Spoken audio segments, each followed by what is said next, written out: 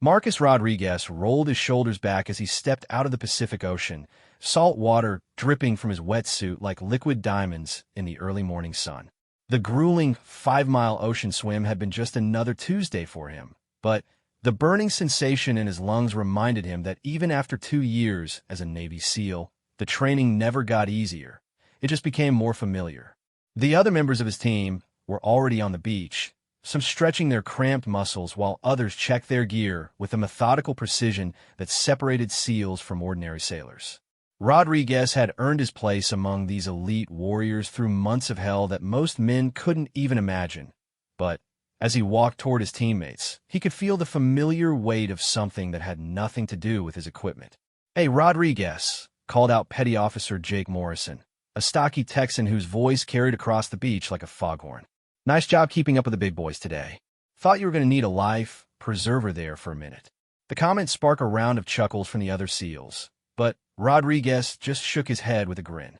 Morrison's jokes were as predictable as the sunrise, and after serving together for 18 months, Rodriguez had learned to let them roll off his back like the ocean water still clinging to his wetsuit.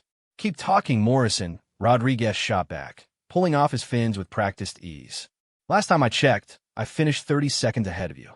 "Lucky break," Morrison replied, but his tone was friendly enough. The truth was, Rodriguez had been consistently outperforming Morrison in water-based exercises for the past 6 months, a fact that everyone on the team knew, but rarely discussed openly. As Rodriguez began peeling off his wetsuit, the morning sun caught something on his left forearm that made Morrison's eyes narrow with interest. There, just below his elbow, was a tattoo that looked completely out of place on a Navy SEAL. While most of his teammates sported fierce eagles, anchors, or military insignia, Rodriguez's ink depicted something entirely different. A small cartoon character that looked suspiciously like a children's television mascot. Well, Morrison said, his voice taking on the tone he used when he thought he'd found something worth exploiting. "What we have here, Rodriguez, is that supposed to be some kind of joke?" The other SEALs began to gather around, drawn by Morrison's tone like sharks sensing blood in the water. Rodriguez felt his jaw tighten, but he continued changing out of his gear as if nothing was happening. He'd known this moment would come eventually. The tattoo had been covered by his wetsuit during their ocean training, but now that they were back on dry land, there was no hiding it. "It's nothing," Rodriguez said quietly, reaching for his dry clothes. "Just something I got a long time ago." "Nothing." Morrison's voice rose with mock disbelief. "Dude, that's Benny the Bear from that kid's show. My little sister watches that cartoon. What kind of SEAL gets a cartoon character tattooed on his arm?" Petty Officer First Class Tommy Chun, who usually stayed out of Morrison's verbal sparring matches, couldn't help but lean in for a closer look. "No way," he said, his voice mixing surprise with amusement. "That's really Benny the Bear. I used to watch that show when I was like 8 years old." Rodriguez felt heat rising in his cheeks, but he kept his voice steady. "Like I said, it's from a long time ago. I was young and stupid." "Young and stupid doesn't begin to cover it," Morrison said, clearly enjoying himself now that he had an audience. "I mean, seriously, Rodriguez, we're supposed to be the most elite fighting force in the world, and you're walking around with a cartoon bear on your arm. What's next on My Little Pony tramp stamp?" The laughter that followed Morrison's comment was louder this time, and Rodriguez could feel every chuckle like a physical blow. He finished pulling on his shirt and started gathering his gear, hoping to end the conversation before it went any further. But Morrison wasn't finished. "I'm serious, man. How did you even get through basic training with that thing? Didn't anyone notice it during your physical? I can't believe they let you keep it." "The regulations don't prohibit cartoon characters," Rodriguez said, his voice tighter now. "As long as it's not offensive or gang-related, it's allowed." "Technically allowed and professionally appropriate are two different things," said Chief Petty Officer Dave Sullivan, the team's senior enlisted man. Sullivan was generally fair and reasonable, but even he seemed taken aback by the tattoo. "I have to admit, Rodriguez, it's not exactly what you'd expect to see on a SEAL." Rodriguez felt like he was surrounded by a pack of wolves, each comment pushing him further into a corner. The worst part was that he couldn't really argue with them. The tattoo did look ridiculous, especially compared to the battle-hardened ink that decorated his teammates' bodies.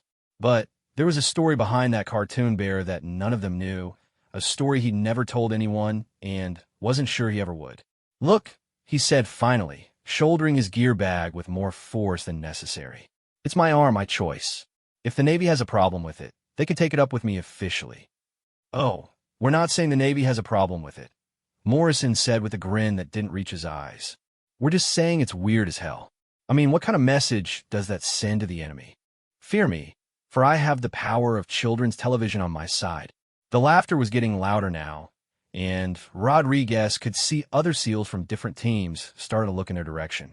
The last thing he wanted was for this to become a spectacle that spread throughout the entire base. "You know what?" Rodriguez said, turning to face Morrison directly. "You want to keep running your mouth about my tattoo? Fine. But maybe you should worry more about keeping up during training instead of what's on my arm." Morrison's grin faltered slightly. "Is that supposed to be a threat, Rodriguez?"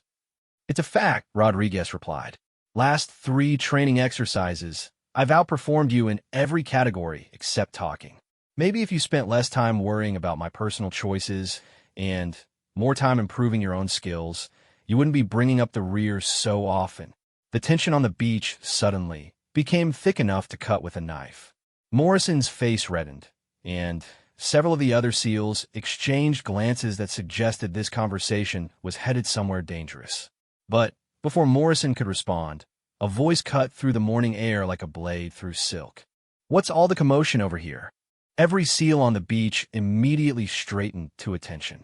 Captain James Steele was walking toward them with the measured pace of a man who expected answers, and his eyes were already scanning the group with the intensity of someone who missed nothing. Captain Steele was a legend within the SEAL community. 22 years of service, 3 tours in Iraq, 2 in Afghanistan, and more classified missions than most SEALs would see in their entire careers. When he spoke, people listened. When he asked questions, people answered honestly. "Just discussing training performance, sir," Morrison said quickly, his earlier bravado evaporating like morning mist. Captain Steele's eyes moved from Morrison to Rodriguez, taking in the young SEAL's defensive posture and the subtle signs of tension that hung in the air around the group. "Is that so?" he said quietly. "And what specific aspects of training performance were you discussing?" Rodriguez felt his stomach tighten. If Morrison decided to mention the tattoo now, in front of Captain Steele, it would probably end his SEAL career before it really began. Officers like Steele had no patience for anything that reflected poorly on the team's professional image. Morrison glanced at Rodriguez for a moment, and something passed between them. Not quite respect, but perhaps a recognition that they were both professionals who serve the same flag. "Just comparing swim times, sir," Morrison said finally. "Rodriguez here was giving me some pointers on my technique." Captain Steele nodded slowly, but his eyes remained focused on Rodriguez. "I see. And how are you adjusting to the team, Rodriguez? Any issues I should be aware of?" "No issues, sir," Rodriguez replied, hoping his voice sounded more confident than he felt. "Everything's going well." "Good to hear," Captain Steele said. But as he turned to leave, his eyes caught something that made him pause. Rodriguez felt his heart stop as he realized what had happened. In his haste to get dressed after Morrison's comments, he had rolled up his sleeves to help dry his arms. The cartoon bear tattoo was visible in all its colorful, child-friendly glory. Captain Steele's eyes fixed on the tattoo with the intensity of a sniper acquiring a target. For a moment that stretched like eternity, nobody moved. The only sounds were the distant crash of waves and the beating of Rodriguez's heart, which seemed loud enough to hear from space. Finally, Captain Steele spoke, his voice carrying the kind of quiet authority that could silence a room full of warriors. "Rodriguez." "Yes, sir." "Who signed off on that mark?" The question hit Rodriguez like a punch to the gut. Not "what is that?" or "why do you have that?" but "who signed off on that mark?" The implication was clear. Someone in authority had approved this tattoo, and Captain Steele wanted to know who. Rodriguez felt the eyes of every SEAL on the beach boring into him. Morrison looked like he was trying to disappear into the sand. Chief Sullivan's expression was unreadable, and Captain Steele stood waiting for an answer with the patience of a man who had all day to get one. The truth was complicated. The truth involved a story that Rodriguez had never told anyone, a story about a little girl named Sophia and a promise made in a hospital room 3 years ago. But, standing on that beach with his career potentially hanging in the balance, the truth felt like a luxury he couldn't afford. "Sir," Rodriguez began, his mouth feeling as dry as the sand beneath his feet.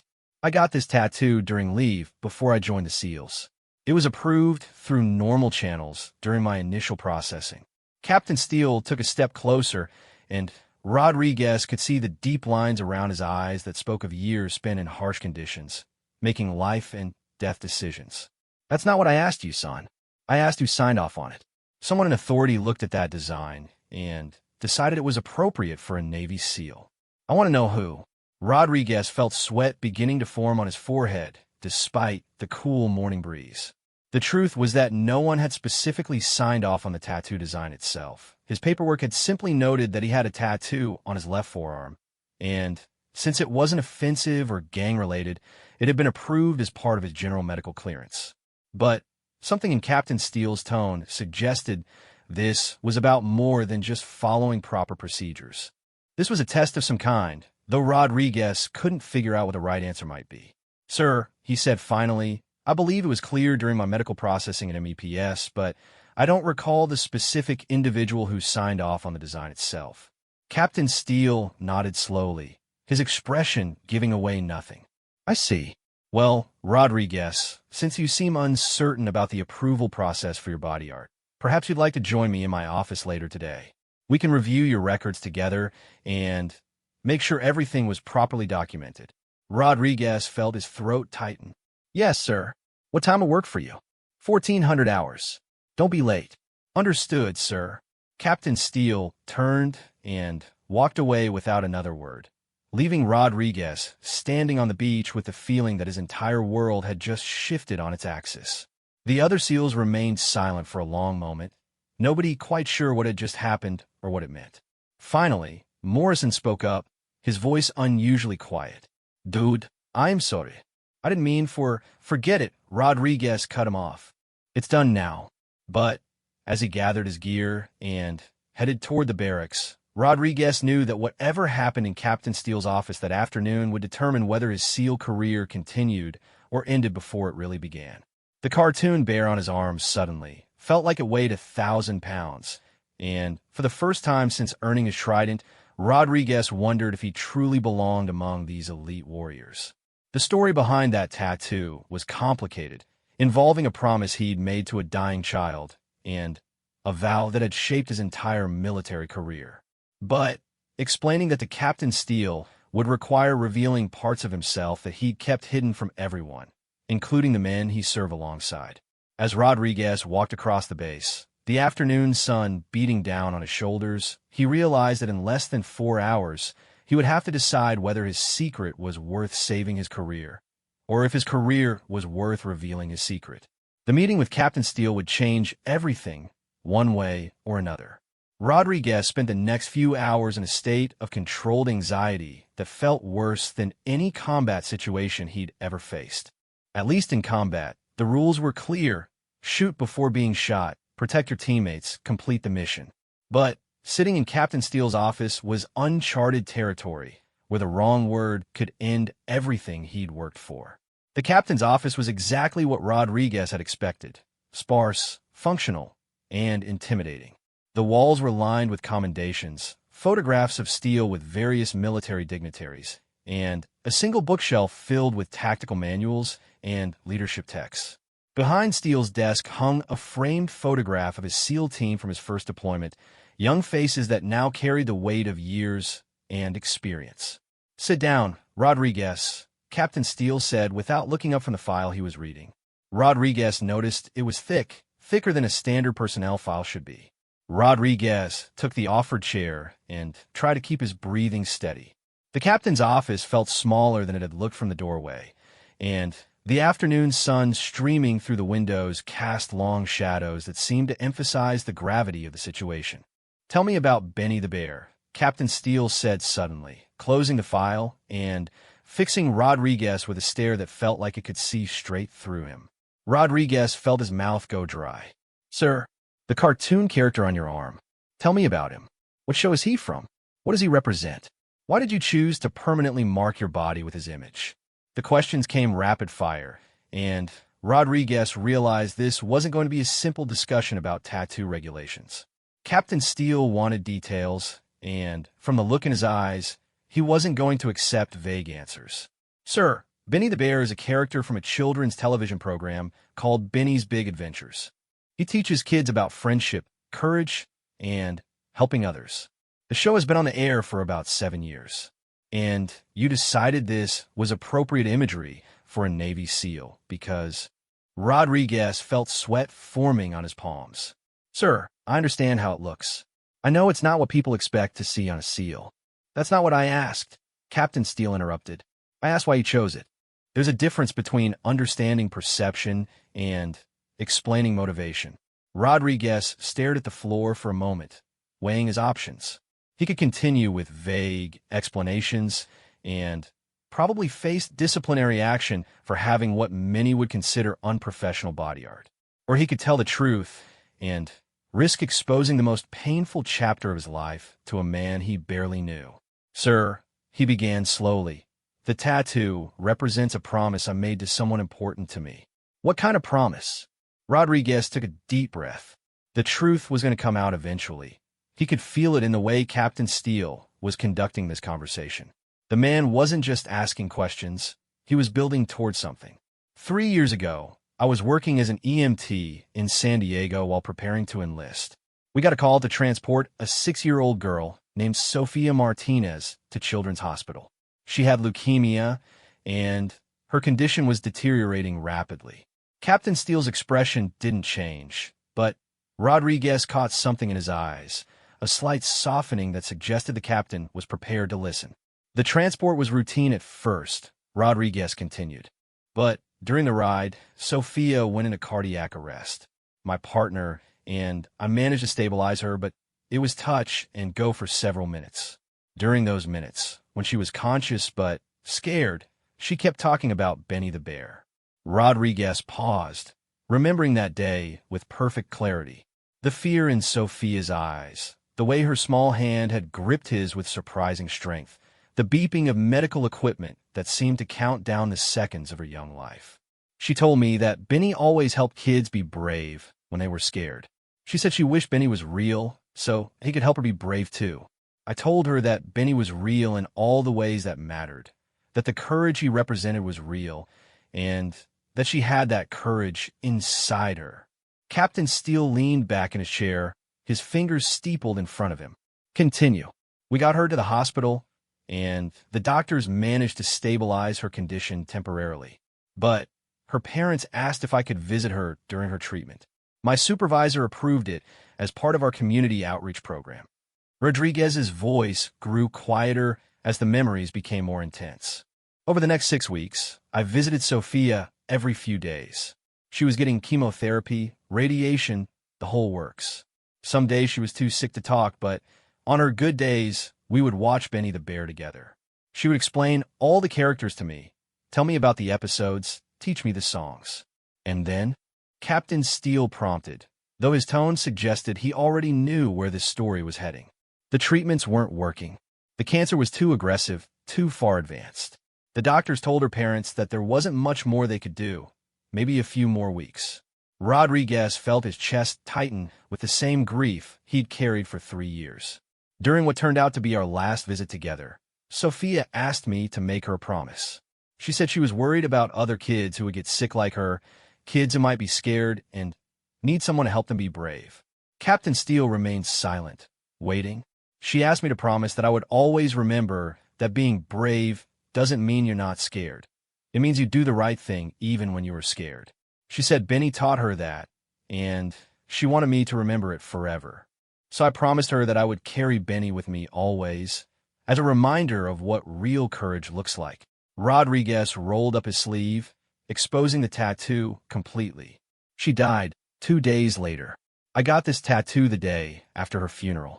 The office fell silent except for the quiet hum of the air conditioning and the distant sounds of base activity filtering through the windows. Captain Steele studied the tattoo with new interest as if seeing it for the first time. Why didn't you tell your teammates this story when they were giving you grief about it? Rodriguez considered the question carefully. Because it's not their story to know, sir. Sophia's memory isn't something I use to defend myself or win arguments. The promise I made to her is personal. It's not about what other people think. But you're telling me, because you asked, sir, and because you have the authority to end my SEAL career if you decide this tattoo reflects poorly on the teams. Captain Steele stood up and walked to the window, looking out at the training compound where SEALs were conducting afternoon exercises. Rodriguez watched him and tried to read his expression, but the captain's face remained neutral. Do you know why I really called you in here today, Rodriguez? I assumed it was about the tattoo, sir. The tattoo was just the catalyst. I've been watching you for several months now. Your performance scores, your peer evaluations, your instructor's reports. You're a solid operator, consistently in the top 10% of your class, strong teamwork skills, excellent under pressure. Rodriguez wasn't sure where this was heading, but it didn't sound like the prelude to disciplinary action. But there's something different about you, Captain Steele continued. Your teammates respect your abilities, but they don't really know you. You keep yourself at a distance, even from the men you serve with. That could be a problem in this line of work. I work well with the team, sir. My evaluations, your evaluations show that you perform well with the team, Captain Steele corrected. That's not the same as being part of the team. SEALs don't just work together. They live and die for each other. That requires a level of trust and vulnerability that goes beyond professional competence. Rodriguez felt a familiar defensiveness rising in his chest. Sir, I would take a bullet for any of those men without hesitation. I believe you would. But would you let them take a bullet for you? Would you trust them enough to show weakness when you need help? Would you share your fears, your failures, your deepest commitments? The questions hit Rodriguez like physical blows. Captain Steele wasn't questioning his courage or his skills. He was questioning something much deeper. The tattoo story you just told me, Captain Steele said, turning back to face him, that's the most honest thing I've heard from you since you've been here. It shows me who you are underneath the professional exterior. But your teammates have never seen that person. Rodriguez shifted uncomfortably in his chair. With respect, sir, I don't see how my personal life affects my ability to do my job. Because your job isn't just about what you can do, it's about who you are. When Morrison was giving you grief about your tattoo this morning, you had a choice. You could have told him the truth, let your teammates see the real man behind the ink. Instead, you got defensive and turned it into a pissing contest about performance scores. The captain was right, and Rodriguez knew it. But opening up to his teammates felt impossibly risky. What if they thought his story was sentimental nonsense? What if they saw his connection to a children's cartoon as weakness? Sir, Rodriguez said carefully, in my experience, showing vulnerability is often interpreted as weakness. I can't afford to have my teammates doubt my strength. Captain Steele laughed, not mockingly, but with genuine amusement. Son, do you know what my call sign was during my first deployment? Rodriguez shook his head. Rainbow 6. Want to know why? Again, Rodriguez shook his head. Because I had a rainbow bumper sticker on my personal vehicle. Not because I was making any kind of political statement, but because my daughter had put it there when she was 4 years old, and I didn't have the heart to remove it. My teammates found out about it, and started calling me Rainbow 6. Captain Steele sat back down, his expression more relaxed now. At first, I was mortified. I was a brand new officer trying to earn respect from a bunch of hardened operators, and they were giving me a call sign based on my daughter's artwork. I considered removing the sticker, maybe even getting a different car. But you didn't? No, I didn't. Because I realized something important. The men I was serving with weren't mocking my love for my daughter. They were acknowledging it.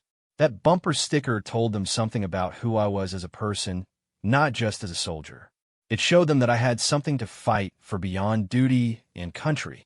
Rodriguez began to understand where this conversation was heading, but he still felt resistant to the conclusion Captain Steele was drawing. Your teammates don't need you to be perfect, Rodriguez. They need you to be real. The story behind your tattoo shows more courage than any training exercise ever could. You made a promise to a dying child and have honored that promise every day for 3 years, even when it made you a target for ridicule. Captain Steele opened Rodriguez's file again and pulled out several sheets of paper. Do you know what these are? Rodriguez looked at the documents, but couldn't make out the details from his position. No, sir. Performance evaluations from your teammates. Anonymous feedback about your strengths and weaknesses as an operator. Captain Steele began reading from the top sheet. Technically proficient, reliable under pressure. Would trust him to watch my back. But also, keeps to himself too much. Hard to read in social situations. Doesn't open up about personal matters. The captain looked up from the papers. These men trust you with their lives, but they don't feel like they know you. That's a problem, because SEAL teams function on more than just professional trust. They function on personal connection. Rodriguez felt something shifting inside him, a recognition that his approach to military service might have been missing something essential. What do you suggest, sir? I suggest you start by being honest about who you are and what matters to you. The next time someone asks about your tattoo, tell them about Sophia. Tell them about the promise you made. Show them that your strength comes from more than just training. It comes from conviction. Captain Steele stood up, indicating that the meeting was coming to an end. You're a good SEAL, Rodriguez. You have the potential to be a great one. But greatness in this profession isn't just about individual excellence. It's about elevating everyone around you. Rodriguez stood as well, feeling like he was leaving the office as a different person than he had entered it. Thank you, sir. I understand. I hope you do, Captain Steele replied. Because tomorrow morning, you're going to have an opportunity to put that understanding into practice. Sir, your team has been selected for a special training exercise. High-stress situation, minimal preparation time, maximum opportunity for things to go wrong. The kind of scenario where trust and communication are just as important as tactical skills. Rodriguez felt his pulse quicken. What kind of exercise, sir? The kind where who you are matters just as much as what you can do. Dismissed. As Rodriguez left the captain's office, his mind was racing with everything that had just transpired. The conversation had started as what he thought would be a disciplinary meeting about an inappropriate tattoo and had become something much deeper, a challenge to reconsider his entire approach to being part of a team. Walking across the base toward the barracks, Rodriguez caught sight of his teammates preparing gear for the next day's training. Morrison was laughing at something Sean had said, while Chief Sullivan was methodically checking equipment with the attention to detail that had kept him alive through multiple deployments. These men were more than just colleagues. They were his brothers in arms, men who had chosen the same dangerous profession and faced the same risks. But Rodriguez realized that while he knew their professional capabilities inside and out, he knew almost nothing about who they were as people. As he approached the group, Morrison looked up and caught his eye. How'd it go with Captain Steele? Rodriguez paused, feeling the weight of the captain's words and the promise he had made to Sophia 3 years ago. For the first time since joining the team, he had a chance to be completely honest with his teammates about who he was beneath the uniform. It was educational, Rodriguez said finally. He helped me understand some things about what it means to be part of a team. Morrison raised an eyebrow. Everything okay?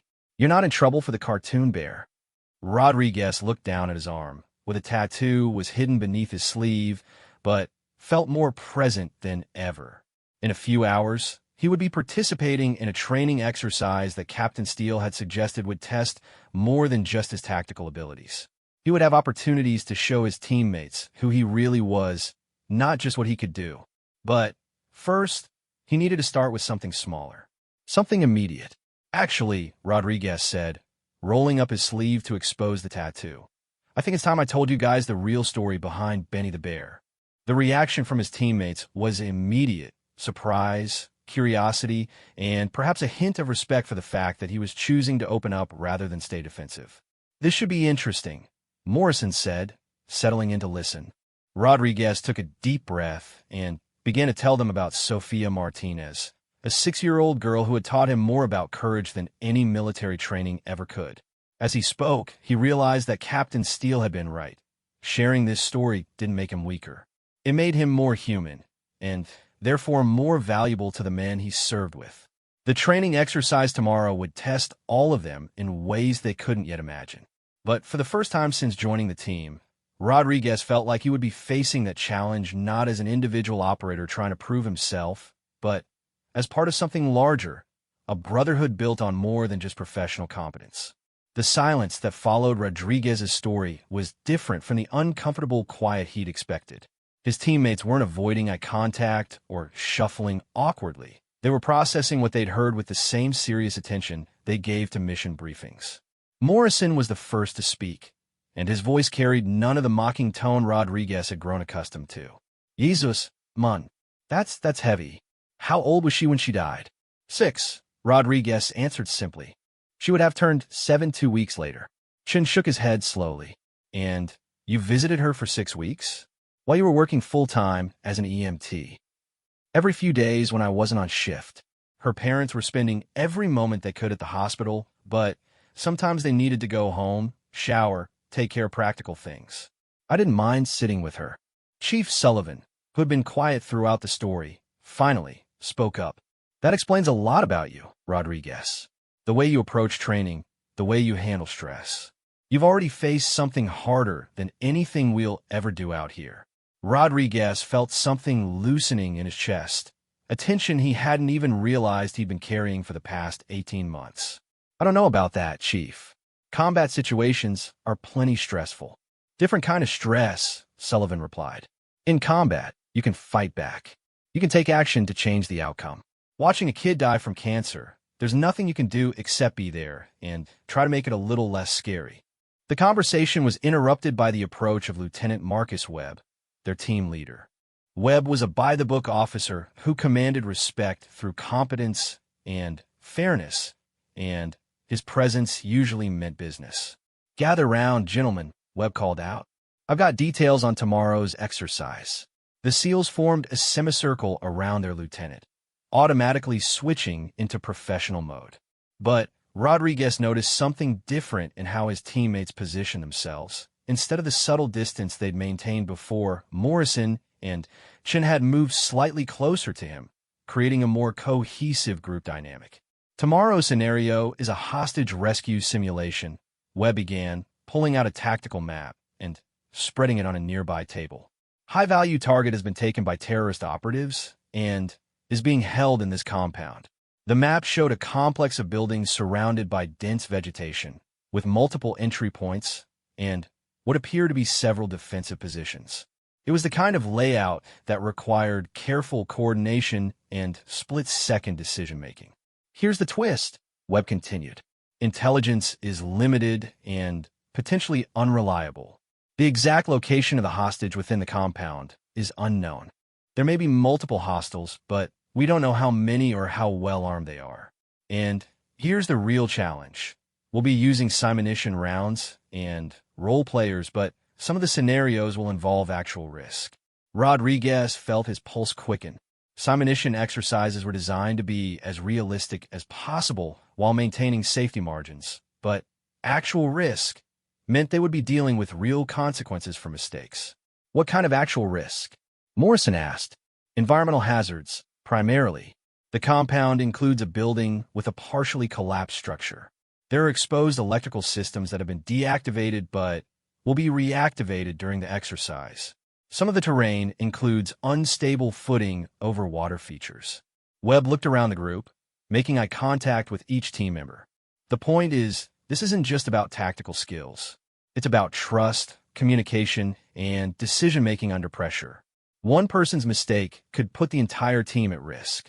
Rodriguez absorbed this information and began mentally mapping out potential approaches to the compound.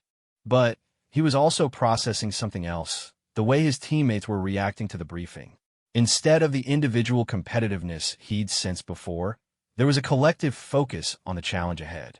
Teams will be evaluated on mission completion, time to target, safety protocols, and something the evaluators are calling cohesion under stress, Webb continued. I'm not entirely sure what that means, but I suspect it has to do with how well we function as a unit when things start going wrong.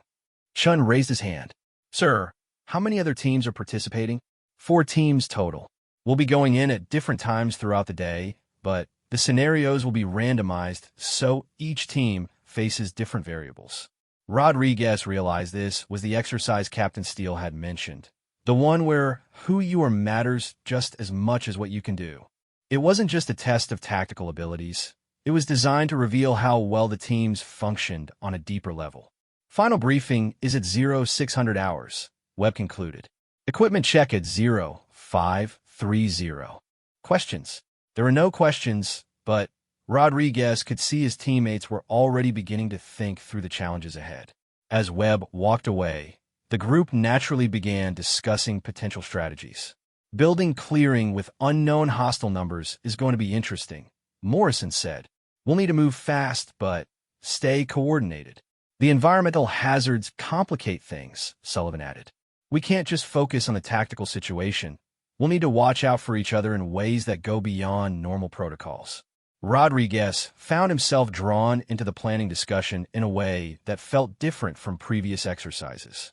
Instead of focusing primarily on his own responsibilities, he was thinking about how his actions would affect his teammates and how their success would depend on mutual support. What's your read on the intelligence reliability issue? Chen asked, directing the question to Rodriguez. It was a small thing, being asked for his opinion as part of the normal flow of conversation rather than having to assert himself into the discussion. But Rodriguez recognized it as a sign that something had shifted in the group dynamic. If intelligence is unreliable, we'll need to adapt our approach in real time, Rodriguez replied. That means constant communication and probably redundant safety checks. Agreed, Morrison said. And if we're dealing with unknown numbers of hostiles in an unfamiliar environment, we'll need to trust each other's instincts. No time for second-guessing or ego.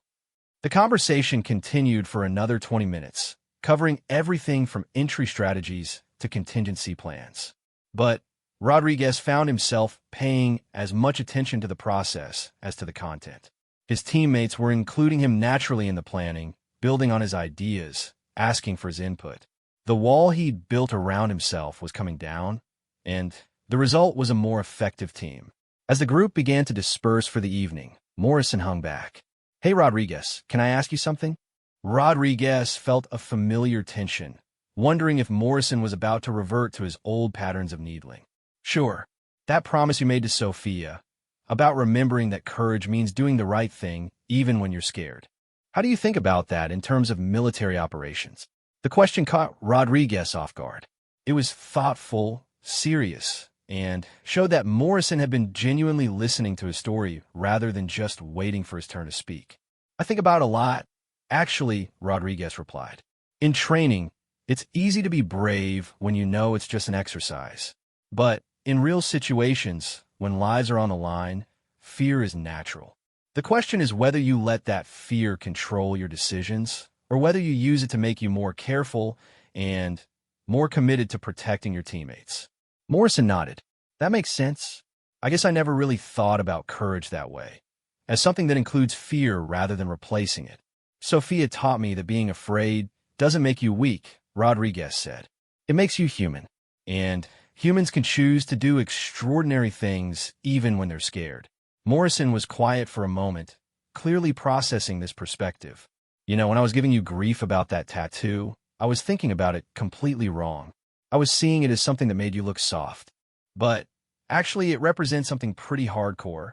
Rodriguez appreciated the acknowledgement, but more than that, he appreciated the genuine nature of the conversation. This was the kind of interaction he'd been missing, not just professional coordination, but actual connection. Thanks for saying that, Rodriguez replied. And thanks for listening to the story. I know it's not what anyone expected. Yeah, well, I guess that's the point. We all have stories that people don't expect. Rodriguez was curious about that comment, but before he could ask Morrison to elaborate, Chun appeared at their shoulders. You guys should get some sleep, Chun said. Tomorrow's going to be intense, and we'll need to be sharp. Rodriguez agreed, but as he headed toward his bunk, his mind was still processing everything that had happened over the past few hours. The conversation with Captain Steele had challenged him to reconsider his approach to teamwork. Sharing Sophia's story with his teammates had created a new level of openness.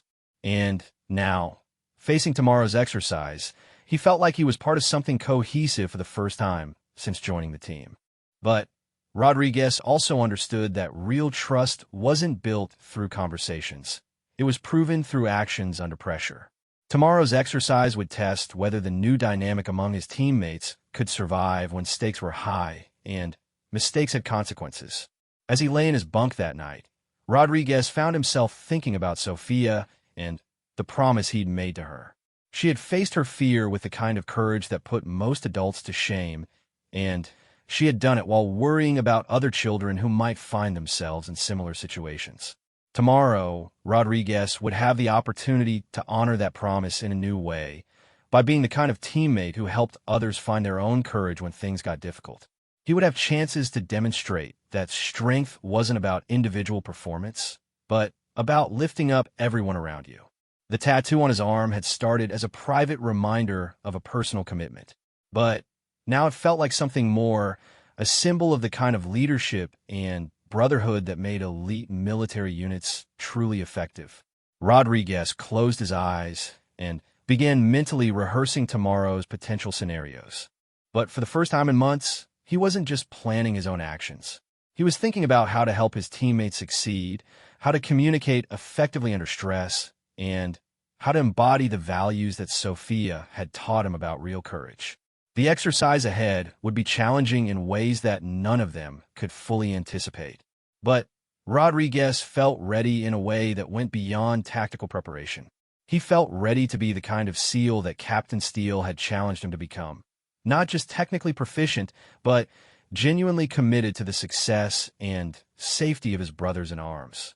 The cartoon bear on his forearm might have seemed like an unlikely symbol for a Navy SEAL, but Rodriguez now understood that it represented something essential to elite military service. The courage to care about others even when caring made you vulnerable, and the strength to keep promises even when keeping them was difficult. Tomorrow would test whether that understanding could translate into action when everything was on the line. The morning alarm cut through the barracks at 0500 hours, but Rodriguez had been awake for 30 minutes, going through mental rehearsals of the day's potential scenarios. Around him, his teammates were moving through their morning routines with a quiet efficiency that marked professional soldiers preparing for action. Rodriguez noticed immediately that the atmosphere was different from previous training days. Instead of the individual focus that usually characterized pre-exercise preparation, his teammates were naturally coordinating their activities. Morrison had made extra coffee and was sharing it without being asked. Chun was helping Sullivan with the equipment check that normally would have been handled solo. Small gestures, but they indicated a shift toward collective thinking. "Sleep well?" Morrison asked as Rodriguez finished lacing his boots. "Well enough. You nervous about today?" Morrison paused in his gear preparation and gave Rodriguez a look that was more honest than his usual bravado. "Yeah, actually, the environmental hazard aspect has me thinking. It's one thing to trust your teammates in a normal tactical situation. It's another thing when the ground might literally give way under your feet." Rodriguez appreciated Morrison's candor. 3 days ago, the man would never have admitted to nervousness, especially not in front of the team. Fear keeps you alive if you respect it without letting it control you. Something Sophia taught you. Something life taught me. Sophia just helped me understand it better. Chun joined their conversation as he shouldered his tactical vest. "You know what I keep thinking about? That story you told yesterday about promising to help other people be brave. Today we're all going to have opportunities to do that for each other." Rodriguez felt a warmth in his chest that had nothing to do with the morning coffee. His teammates weren't just acknowledging his story. They were internalizing its lessons and applying them to their own approach to the mission. Chief Sullivan approached the group with his characteristic no-nonsense demeanor, but Rodriguez caught something in his expression that suggested the senior enlisted man was pleased with what he was observing. "Equipment checks complete?" Sullivan asked. "Roger, Chief," the team responded in unison. "Good. Let's move to final briefing. And remember, today's not just about proving what you can do individually. It's about proving what we can do together."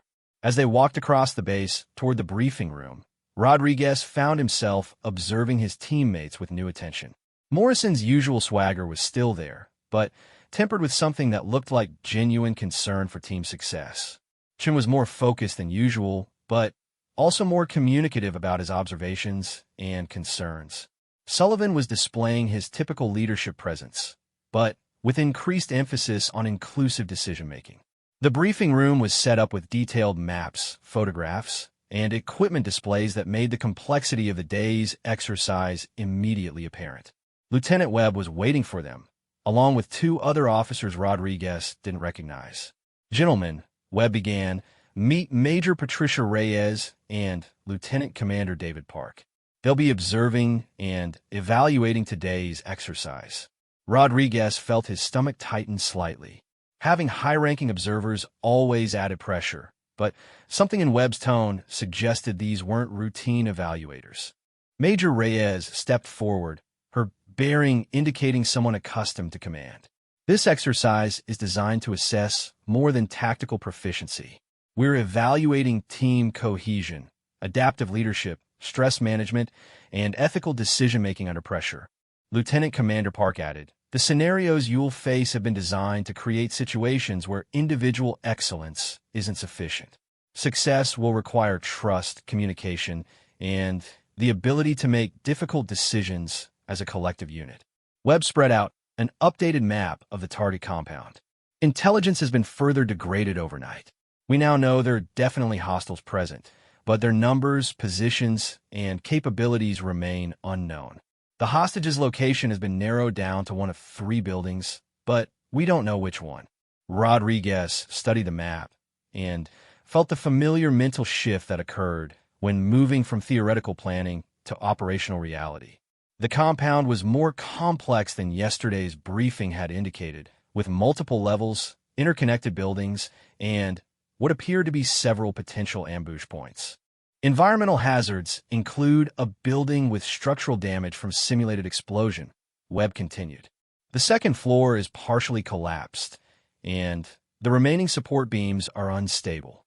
There's also a water feature with concealed depth variations and an electrical system that will be energized during portions of the exercise." Morrison raised his hand. "Sir, what are the safety protocols if someone gets into trouble with the environmental hazards?" "Emergency personnel are standing by, but they won't intervene unless there's immediate threat to life. Everything short of that, you handle as a team." Rodriguez felt his pulse quicken. This wasn't just realistic training.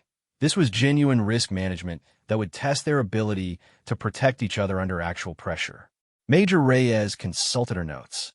"One additional factor, you'll be equipped with full communications gear, but at some point during the exercise, communications will be deliberately compromised. You'll need to complete the mission with limited or no electronic coordination." Lieutenant Commander Park looked directly at Rodriguez. "We understand your team has recently undergone some changes in group dynamics. Today's exercise will show whether those changes represent genuine improvement or just surface-level adjustments." Rodriguez realized that Captain Steele had been in communication with the evaluators about yesterday's conversation. This exercise wasn't just randomly timed. It had been specifically designed to test whether his newfound openness with his teammates would translate into improved performance under pressure. "Questions?" Webb asked. Chun raised his hand. "Sir, what's the time limit for mission completion?" "No fixed time limit, but extended duration increases the risk of complications. Speed matters, but not at the expense of safety or mission success." Sullivan spoke up. "Rules of engagement with the role-playing hostiles? Simulation rounds, standard engagement protocols. But remember, your primary objective is hostage rescue, not hostile elimination. Every shot you fire could potentially compromise the hostage's safety." Rodriguez absorbed this information while watching his teammates do the same. He could see them beginning to think through the implications of each constraint and requirement. More importantly, he could see them thinking collectively rather than individually. "Final equipment check, then we move out," Webb announced. "Transport leaves in 15 minutes." As the team conducted their equipment checks, Rodriguez found himself naturally falling into a pattern of mutual support that felt both new and familiar. He double-checked Morrison's communications gear, while Morrison verified his ammunition load.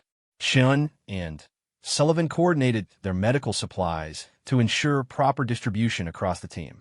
But Rodriguez also noticed something else. His teammates were looking to him for input in a way they hadn't before. Not for leadership, exactly, but for the kind of steadying presence that came from demonstrated emotional courage.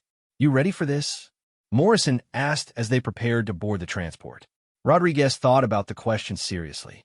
Was he ready? Tactically, yes, his training and experience had prepared him for complex hostage rescue scenarios. Physically, yes, he was in peak condition and properly equipped. But emotionally and psychologically, "I'm ready to do whatever it takes to make sure we all go home safely," Rodriguez replied. "And I'm ready to trust you guys to do the same." Morrison nodded. That's what I needed to hear. The transport ride to the exercise site was conducted in relative silence, each team member going through mental preparations while staying alert to group dynamics. Rodriguez found himself thinking not just about his own performance, but about how to support his teammates if they encountered difficulties. When they arrived at the exercise site, the compound looked even more challenging than the maps had suggested. The buildings were larger and more complex, the vegetation was thicker, and the environmental hazards were clearly visible and genuinely dangerous. Major Reyes and Lieutenant Commander Park took positions at the observation point, while Webb conducted final coordination with exercise controllers. "Remember," Webb told his team, "this isn't about heroics or individual achievement. This is about proving that you can function as a cohesive unit under the worst possible circumstances." Rodriguez looked around at his teammates and realized that for the first time since joining the team, he felt completely confident in their collective ability to handle whatever challenges they would face.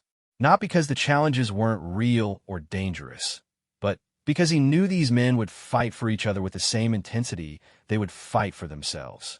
"Let's bring our hostage home," Rodriguez said quietly. Morrison checked his weapon one final time.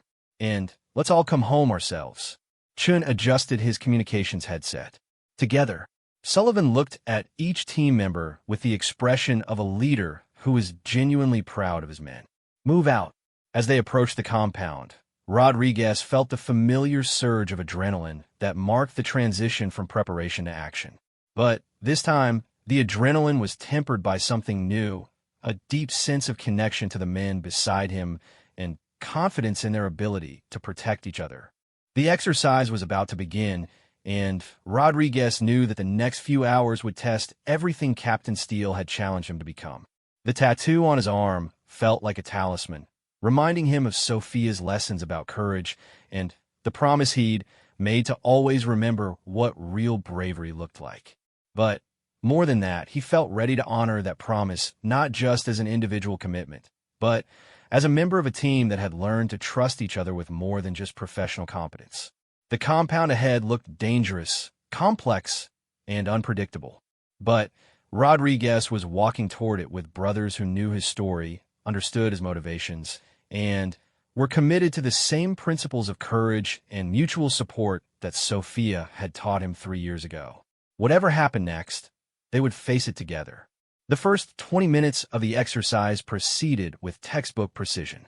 Rodriguez's team moved through the outer perimeter of the compound with coordinated efficiency, clearing potential ambush points and gathering intelligence on hostile positions. Morrison had spotted 3 role-playing enemies through his scope. Chun had identified 2 potential entry points to the main building, and Sullivan had located what appeared to be the safest approach to the structurally damaged section. Rodriguez was monitoring communications and providing overwatch when the first complication arose. Lieutenant Webb's voice came through their headsets with tension that indicated this wasn't part of the planned scenario. "Hold position. Exercise control reports an actual emergency at the site. Stand by for further instructions." The team immediately went into defensive positions, weapons ready, but not aimed at the role-playing hostiles who had also stopped their performance and were looking confused about the sudden halt in activities. Through his scope, Rodriguez could see Major Reyes and Lieutenant Commander Park in animated discussion with exercise controllers near what appeared to be emergency response vehicles that definitely hadn't been part of the original plan. "What do you think?" Morrison whispered through the team communications. Before anyone could answer, Webb's voice crackled through their headsets again. "Team Alpha, We have a real situation. One of the role-playing hostiles has suffered what appears to be a cardiac event in the damaged building. Emergency medical is en route, but they can't safely access his location due to structural instability. Rodriguez felt his pulse spike, but not with the controlled adrenaline of training. This was the sudden, cold fear that came with genuine life-or-death situations. "Sir, are we being asked to conduct a real rescue?" Sullivan asked. "Negative. You are being asked to provide assistance if you choose to volunteer. This is no longer a training exercise. Participation in rescue efforts is entirely voluntary and at your own risk." The team exchanged glances, and Rodriguez could see his teammates processing the sudden shift from simulated danger to actual emergency. The structurally damaged building that had been designed as a training challenge was now the location of a man who might be dying. How long until emergency medical can establish safe access? Chen asked. Estimated 15 to 20 minutes. The victim may not have that long. Rodriguez found himself thinking not about training protocols or risk assessment, but about Sofia Martinez and the promise he'd made to her about courage, meaning doing the right thing even when you were scared. This was exactly the kind of situation she had been talking about. A moment when fear was natural and justified, but when the right thing to do was clear regardless of personal risk. "I volunteer," Rodriguez said without hesitation. Morrison immediately keyed his radio. "I volunteer." Chen followed. "I volunteer." Sullivan's response came last, but without pause. "I volunteer." Lieutenant Webb's voice carried a mixture of pride and concern. "Understood. You'll be operating under emergency protocols with full authority to make field decisions. Exercise controllers are providing structural assessment and medical guidance, but you'll be making the tactical choices." Rodriguez felt something settling into place inside him. Not calm, exactly, but a focused clarity that came from absolute certainty about the right course of action. This wasn't about proving anything to evaluators or completing a training objective. This was about saving a man's life. "Chun, what's your assessment of the safest entry route?" Rodriguez asked as they moved toward the damaged building. "Main entrance is structurally sound, but the interior staircase to the second floor is compromised. We'll need to find an alternative way up or figure out how to stabilize the existing route." Sullivan was already coordinating with exercise controllers who were providing real-time structural information. "Engineers say the support beam on the east side is the most stable, but it'll only support one person at a time. Weight distribution is critical." Morrison was studying the building through his scope. "I can see the victim. He's conscious, but appears to be in significant distress. He's approximately 15 feet from the compromised staircase." Rodriguez processed this information while thinking through potential approaches. The victim was too far from any entry point for a simple rope-assisted extraction, but too close to unstable structure for a standard rescue approach. "Here's what we're going to do," Rodriguez said, surprised to realize he had naturally assumed tactical leadership of the situation. "Morrison and Chun will establish a stabilized rope system from the east support beam. Sullivan will provide medical guidance from a safe position. I'll go in and get him." "Negative," Morrison replied immediately. "If anyone's going in, it should be me. I'm the lightest, and I have more medical training," Chen added. "If he needs immediate care, I'm the best choice." Rodriguez felt a surge of warmth even in the midst of the crisis. His teammates weren't arguing about who should take the risk. They were arguing about who should be allowed to take it. This was the kind of brotherhood that Captain Steele had been talking about, the willingness to sacrifice for each other that went beyond professional duty. "Chun, you're right about medical training, but you're also our communication specialist, and we'll need you coordinating with emergency services. Morrison, you're our best marksman, and if there are structural complications that require precision work with equipment, we'll need your skills. Sullivan, you have the most experience with emergency leadership decisions." Rodriguez paused, realizing he was making command decisions that should probably come from Lieutenant Webb, but also knowing that time was critical and his teammates were looking to him for leadership. "I'm going in because I have EMT training. I'm physically capable of carrying the victim if necessary. And because," he paused, thinking of Sophia, because someone taught me that being brave means doing what's right even when you're scared as hell. Morrison looked at him with an expression that was equal parts respect and concern. You sure about this? Rodriguez checked his gear and looked up at the damaged building that represented genuine danger rather than simulated risk. I'm sure about you guys. I'm sure that if something goes wrong, you'll get me out. And I'm sure that we're not the kind of people who let someone die when we have the ability to help. Sullivan nodded grimly. Then, let's do this right. Chun, establish communications with emergency medical and get their guidance on victim handling. Morrison, get that rope system set up with redundant anchoring. I'll coordinate overall safety and maintain communication with exercise control. Rodriguez began moving toward the building entrance, his mind automatically shifting into the focused state that had served him during countless emergency calls as a civilian EMT. The difference was that his teammates were now depending on him not just to complete a mission, but to come back alive. As he entered the building, Rodriguez could hear the victim's labored breathing from the floor above. The man was conscious and tried to call for help, but his voice was weak and strained. "Sir, this is Navy SEAL Rodriguez," he called upward. "I'm coming to get you. Stay as still as possible and try to remain calm." The damaged staircase looked even more precarious from close range. Several steps were completely missing. The remaining structure was visibly sagging, and Rodriguez could see stress fractures in the support beams that hadn't been apparent from outside. Morrison's voice came through his headset. "Rope system is secure. You have a safety line whenever you're ready." Rodriguez clipped into the safety system and began carefully ascending toward the victim. Each step required testing the structural integrity before committing his full weight, and progress was slow and nerve-wracking. When he reached the second floor, Rodriguez found the victim, a man in his 40s who was conscious but displaying clear signs of cardiac distress. Sweating, pale, labored breathing, and clutching his chest. "Sir, I'm Marcus Rodriguez. I'm an EMT and a Navy SEAL. I'm going to get you out of here, but I need you to follow my instructions exactly." The man nodded weakly. "Heart, feels like someone's sitting on my chest." Rodriguez quickly assessed the victim's condition while mentally calculating the safest evacuation route. The man was stable enough to move, but would require careful handling to avoid making his condition worse. "Chun, I need medical guidance," Rodriguez called through his headset. Chun's voice came back immediately. "Emergency medical confirms cardiac event. Priority is rapid, but gentle evacuation. Avoid sudden movements or position changes that could stress his cardiovascular system."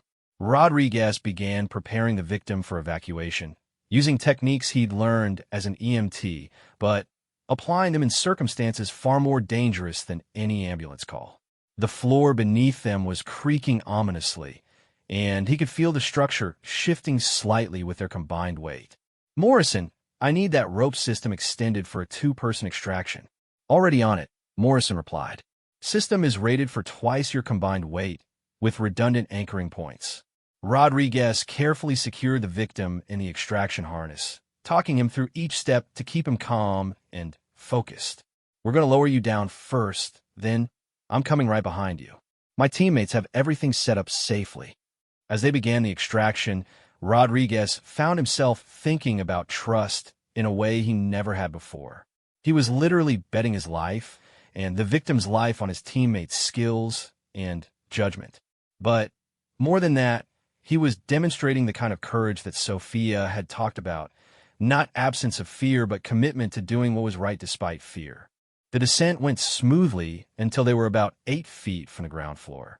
Rodriguez heard a sharp crack from above and felt the rope system shift unexpectedly. Structures giving way. Sullivan's voice cut through their headsets with urgent calm. "Rodriguez, you need to move faster."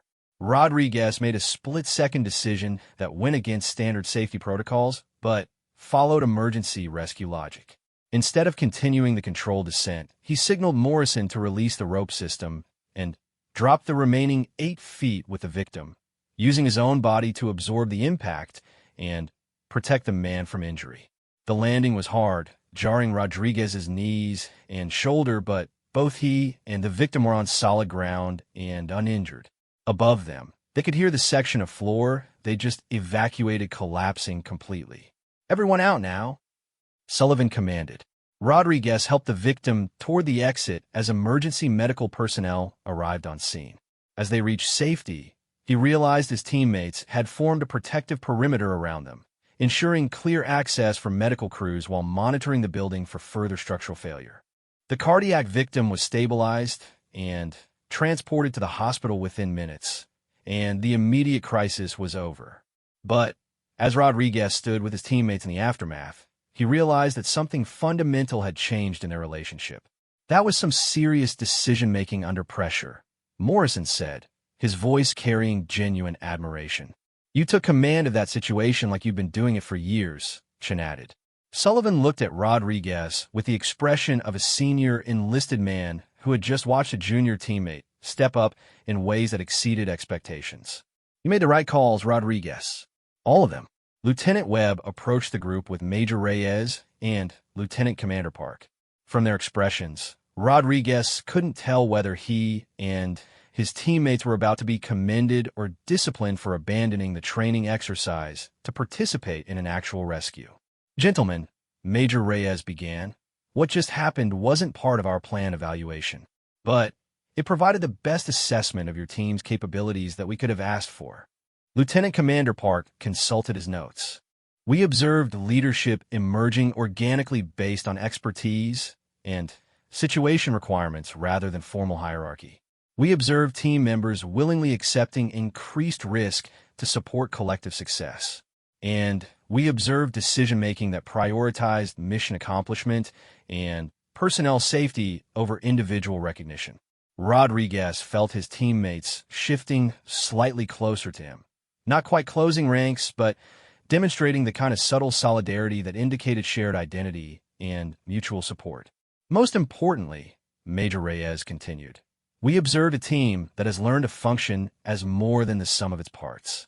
Rodriguez, your teammates followed your lead not because they had to, but because they trusted your judgment. That trust appears to be based on demonstrated character rather than just professional competence." Rodriguez thought about Captain Steele's challenge from 2 days earlier, about showing his teammates who he was beneath the professional exterior. Today had certainly done that, but more importantly, it had shown him who his teammates were when everything was on the line. "Sir," Rodriguez said, "respectfully, today wasn't about my leadership. It was about having teammates who were willing to trust each other completely when it mattered most." Morrison stepped forward slightly. "With respect, sir, Rodriguez is being modest. He made the tough calls today, and he made them right. But he's also right that we've learned to function as a team in ways that go beyond just following procedures." Major Reyes and Lieutenant Commander Park exchanged glances, and Rodriguez caught something in their expressions that suggested they were pleased with what they'd observed.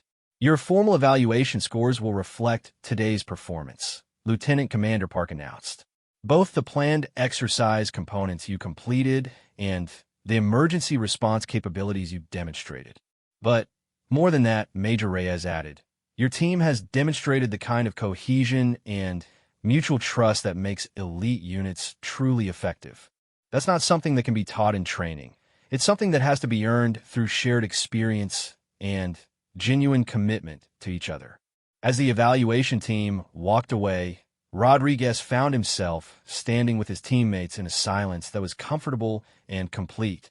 They had faced actual danger together, made life-and-death decisions as a collective unit, and proven to themselves and their evaluators that they could function as something more than just individual operators working in proximity. "So," Morrison said finally, "I guess that cartoon bear on your arm really does represent something pretty hardcore."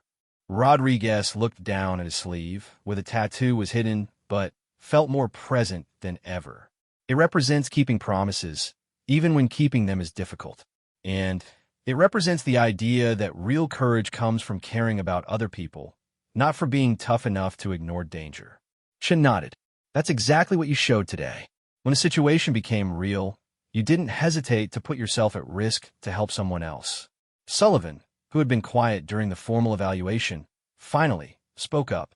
"You know, Rodriguez, when I first met you, I thought you had the skills to be a good SEAL, but weren't quite connecting with the team. Today, you showed leadership that came from understanding what the team needed, not from trying to prove what you could do alone. Rodriguez felt something settling into place that went beyond the satisfaction of successful mission completion. For the first time since joining the SEALs, he felt like he truly belonged, not just as someone who could meet the professional standards, but as someone who contributed to making the team stronger than any of them could be individually.